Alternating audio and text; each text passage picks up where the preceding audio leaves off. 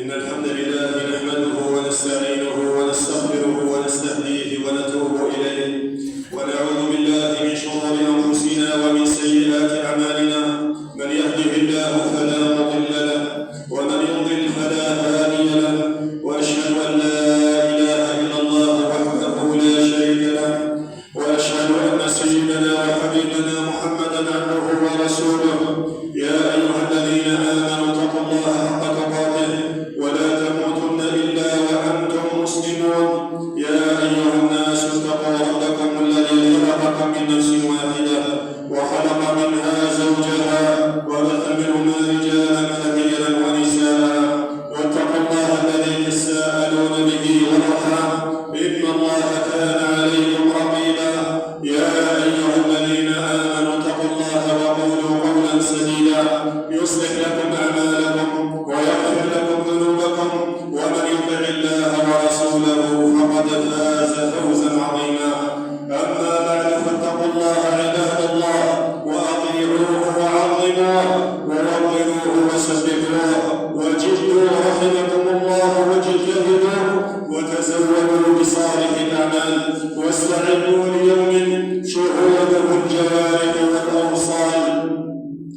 سابقوا الأجل وأحسنوا العمل ولا يغرنكم طول الأمل، واعلموا أن الله لا يغير ما بقوم حتى يغيروا ما بأنفسهم، وإذا أراد الله بقوم سوءا فلا مرد له وما لهم من دونه من وال. معاشر المسلمين الكرام، الصدق يهدي إلى البر والجنة، والكذب يهدي إلى الفجور والنار، والكلمة مسؤولية، والكلام نوعان: عمار أو أمار، والخير والشر قد يحصلان بكلمة عابرة يطلقها المرء بلسانه لا يلقي لها بالا. قال تعالى: ولا تقف ما ليس لك به علم إن السمع والبصر والفؤاد كل أولئك كان عنه مسؤولا. وفي صحيح البخاري عن أبي هريرة عن النبي صلى الله عليه وسلم قال: إن العبد لا يتكلم بالكلمة من رضوان الله لا يلقي لها بالا يرفعه الله بها درجات، وإن العبد لا يتكلم بالكلمة من سخط الله تعالى لا يلقي لها بالا يهوي بها في جهنم. فإذا كانت الكلمة التي لا يلقي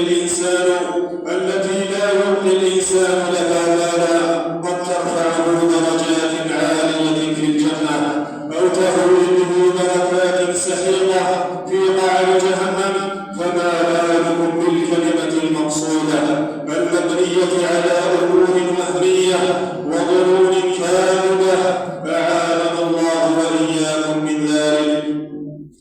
قال معاذ بن جبل رضي الله عنه: يا رسول الله، وإنا لمؤاخذون بما نتكلم به. فقال: ثكلتك أمك يا معاذ، وهل يكب الناس في النار على وجوههم إلا حصائد ألسنتهم. الكلمة يا عباد الله عنوان المرء تترجم عن مكونات قلبه وتدل على مستوى إيمانه وعقله.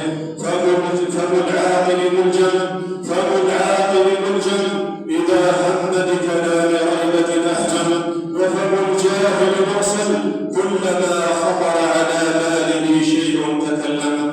أيها المسلمون، والعاقل من لزم الصمت إلا عن حق يوظفه أو باطل يدخله أو خير ينشره أو فضل يشكره، وبترك الفضول تكتمل العقول. فعن أبي هريرة رضي الله عنه قال: قال رسول الله صلى الله عليه وسلم: من كان يؤمن بالله واليوم الآخر فليقل خيرا أو ليصمت.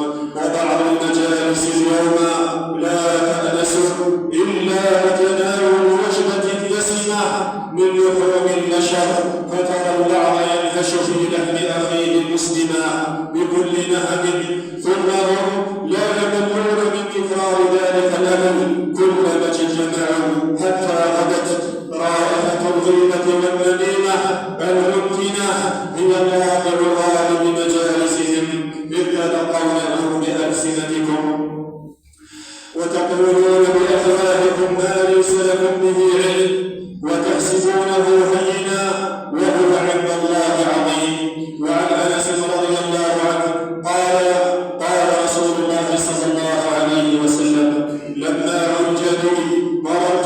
قوم له أطراف من نحاس يخمشون وجوههم وصدورهم، فقلت من هؤلاء يا جبريل؟ قال هؤلاء الذين يأكلون لحوم الناس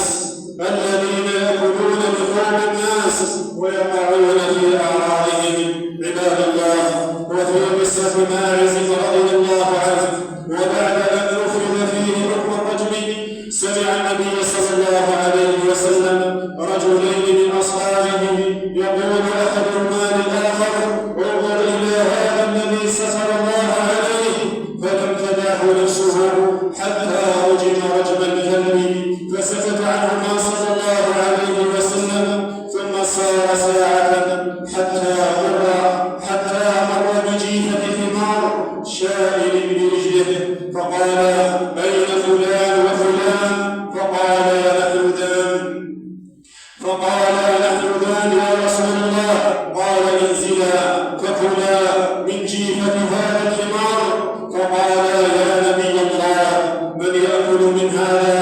قال: فما نلتما من عرض أخيكما آنفا أشد من أكل منه، والذي نفسي بيده إنه الآن لفي أنهار الجنة ينغمس فيها. أيها المسلمون، الغيبة آفة اجتماعية خطيرة لها أضرار كثيرة، فهي معول هم وشر، تجلب الخصام والفرقة، وتقطع أواصر المحبة، وصاحبها موعود بالعذاب في قبره وبالعذاب في النار، والأمر من أنتانها وقدرها لا يغفر له حتى يعفو عنه صاحبه ويسامحه.